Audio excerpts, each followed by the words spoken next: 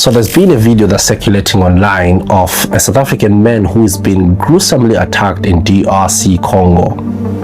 And we do not condone violence, and we do not side with those who attacked the South Africans, because when you do that, it shows that there's nothing really different between us and them. But we are civilized. We do not shout abahambe to our neighbors or our brothers and sisters who are of African origin. We do not do that. We are different. We are evolved. We are proper human beings, full human beings, I would say. We're not animals. We do not shout and wear ancient clothes in streets, attacking people or cutting off their ears like how the video portrays. But in the same regard, I would also want to flag this as a learning moment for the South Africans to say, you may actually want to keep to yourself your country, to love your country to the best of your ability, but the food you eat, the goods you have, the clothes you wear pass through some of your neighboring countries. In Zimbabwe, we grew up seeing GP plates crossing our borders, crossing our streets, because we are interlinked. Services, if we close one border, the rand will suffer. If we close Mozambique, the rand suffers. If we close the Beitbridge border, Botswana, if it closes, and all the other countries do the same, your country will suffer, because in our tradition, we understand that we are because you are, or you are because we are. That's how the African Ubuntu tradition, whether it's coined by the South Africans or we coined it in our areas, but we still practice the same principle. You are because we are. And this is a message to those who say I'll remain quiet and silent in the tough times against other Africans. It tells you that you as a person do not realize that it's not so far until it reaches your doorstep. You may think your borders are so special because you've got flyovers and good roads, but those roads that you have past each and every gravel, each and every item that you see in your country passed through someone else's border. You do not farm everything, you do not produce everything. Probably every piece of equipment that you think you are so advanced and unique with passed through someone's border. It's a reminder that this particular man who probably got his job, I'm not saying I know it, but who probably got his job by shouting abahambe, or I want to occupy that foreigner's job, you will occupy that foreigner's job and go into a foreign land. And when you go to a foreign land, you meet what the foreigners faced when they were in your country. We had families that lived in horrific times in South Africa, families of ours that were killed in the 2008 attacks, in the 2015 attacks. And even this year, we've got a lot of people who have been attacked and unalived because of the hate that is spewed by these so-called Dudula, the March and March, and these Abahambe guys who are paid to divide us Africans. But now, once it becomes retaliatory, once there is retribution against other Africans or against you as South Africans, it becomes a monkey show. Everyone wants to unalive you and you want to unalive them. And we do not want to do that, because the world is watching and they are already laughing at how we treat each other as Africans. It's sad, but obviously, as always, we're going to see South Africans coming to the defense and trying to threaten even many other people because of this very, very violent, barbaric act that happened in DRC Congo. We do not condone violence against anyone, but those who keep quiet, who do not say out what they think, become complicit and become part of the problem. And that is exactly what's happening right now between South Africa, DR Congo, and any other attacks that might happen. But like I said, remaining silent is admission of guilt. You're part of the story, and hence retaliation is imminent.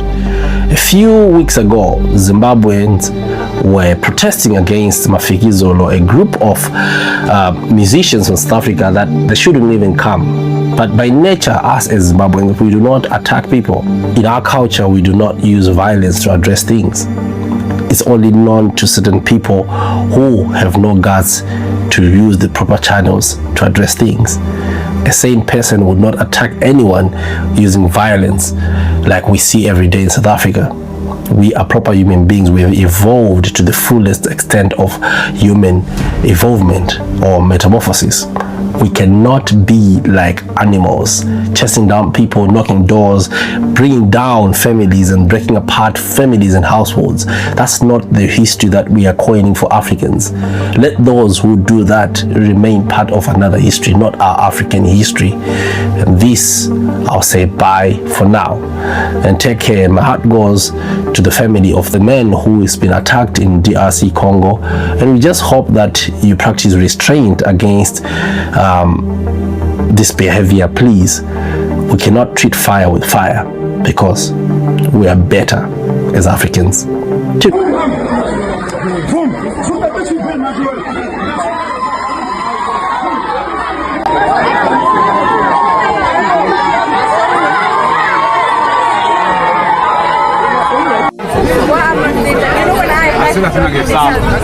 I'm not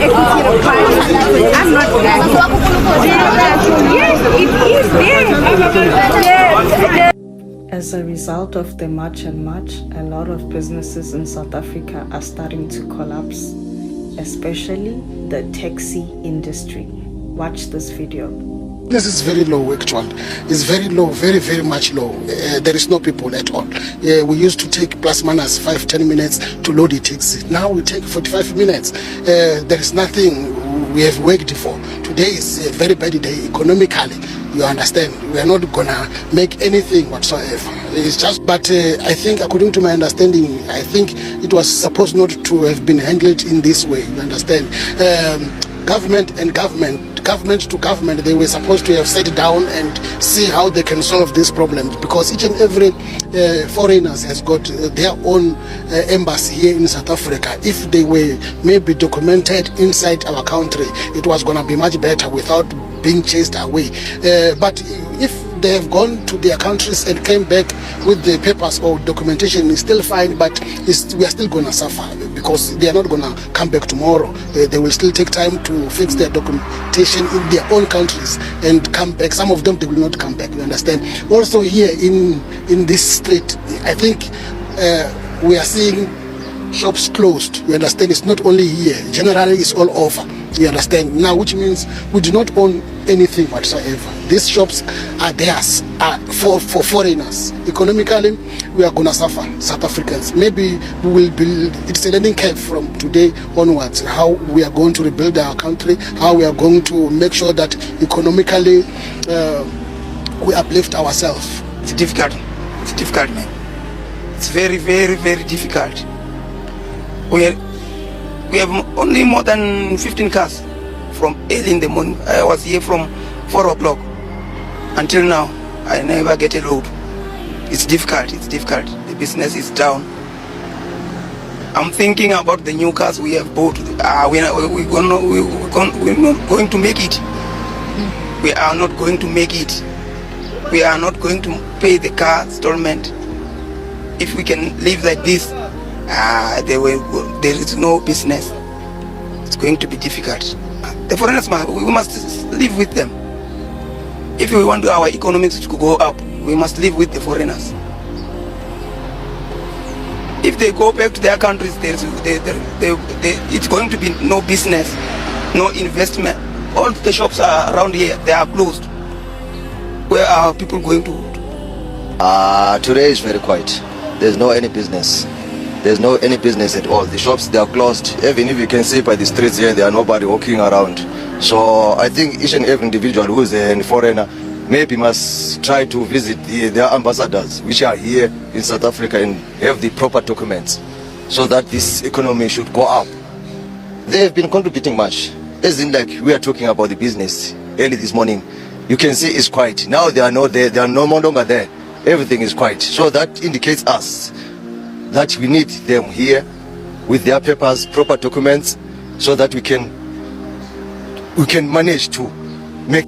A lot of that South African TikTok has been coming across my FYP, and at first I was confused, like just like a lot of you guys. I was wondering why they were marching and kicking everybody out, but Black South Africans have more in common with white people than Nigerians and West Africans.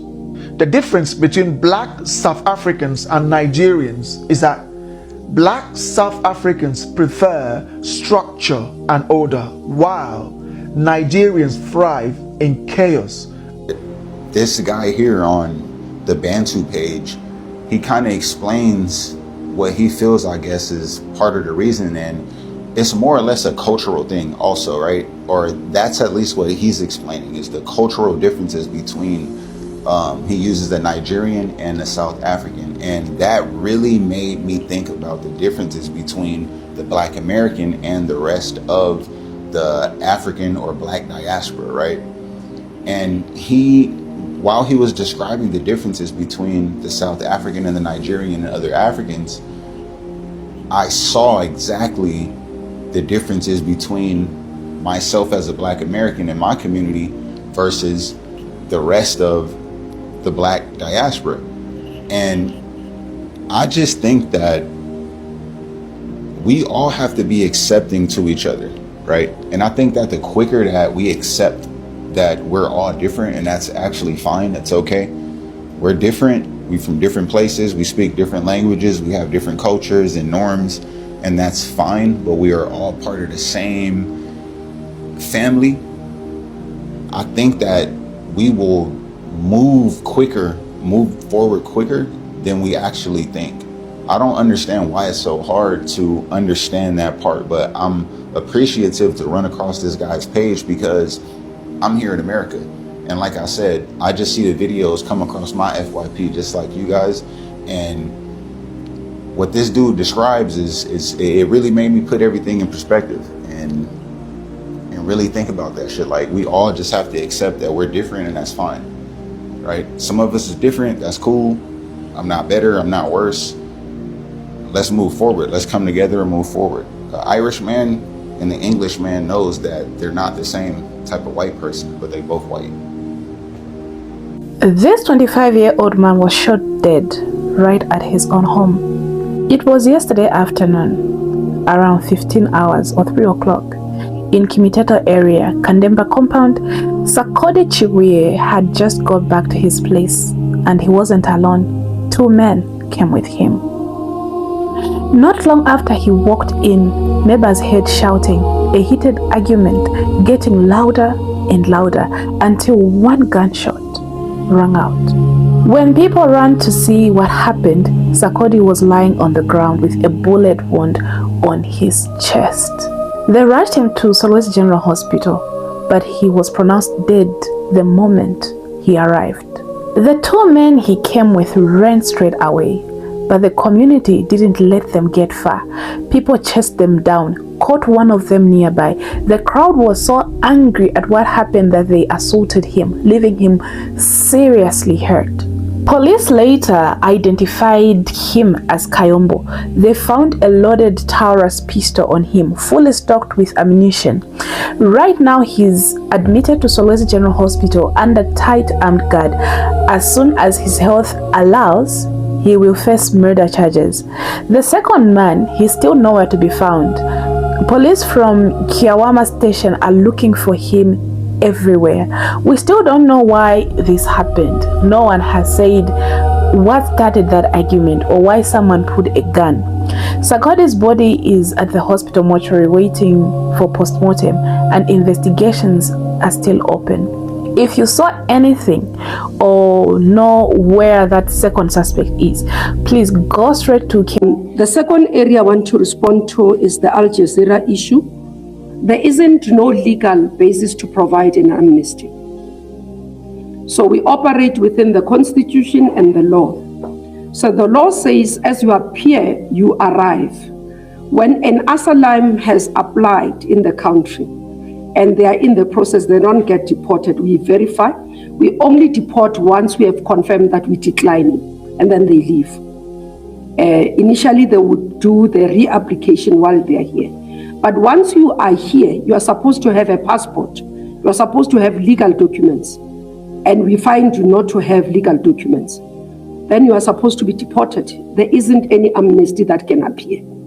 So there's asylum and refugee status seeking, and there are particular conditions why an individual can be an asylum, why an individual can be a refugee in the country. It's not everybody. Majority of the countries that we are looking at do not have a basis for even applying for asylum or refugee. And therefore, they shouldn't be here illegally. They must have their papers. One of the experiences as we deal with this work is that countries that we have given as a country, as South Africa, based on our bilateral relations, and I'm a former Minister of Tourism, so I would have championed this very well, around the entry, visa entry, non-visa entry for 90 days. So majority of them overstay their days.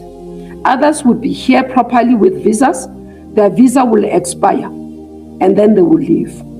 For example, if you watched last week, those who were arrested in Western Area appearing before Western Area Magistrate Court, almost everybody who was appearing there, they were asked if they have any documentation, and they said they don't have. Majority of those that we have processed, almost everybody that we have processed, as we take their fingerprints, they have not had any documentation. So they are in the country illegally, and they do not have refugee status, no application in terms of... Were you too harsh on foreigners living in Johannesburg? So much so that it upset people who may have wanted to vote for you, because if you read Nelson Mandela's speech from the dock, a lot of the coming of our freedom is because of what people in the rest of Africa did for us by protecting freedom fighters, by funding the struggle against apartheid. And there is remnant appreciation and acknowledgement of that. And I think on the whole, South Africans are not anti-foreign in a virulent and ugly way. The question of illegal undocumented foreigners, actually the first time around I was too soft. This time they're going to see hell from me. I'm not going to tolerate illegal undocumented foreign nationals in the city I lead. That I think I want to make it really very clear. I'm going to hold the GNU and Home Affairs accountable. We are going to hunt them down. They will never get licenses. I'm going to make sure that are open as a matter of agency, municipal courts, where this lawlessness is going to come to an end. And undocumented illegal foreigners, we're gonna, if Home Affairs doesn't send them back, we will arrest them every day, go and dump them at Home Affairs offices. They must make space where we can dump them, but they're not going to be allowed in the city I lead, because anyone expecting me to turn that city around, like anywhere in the world, success of any nation is dependent on the rule of law. So you can't really run a successful country in an environment of chaos. And therefore, I don't want to promise illegal undocumented foreigners, they're not going to see peace.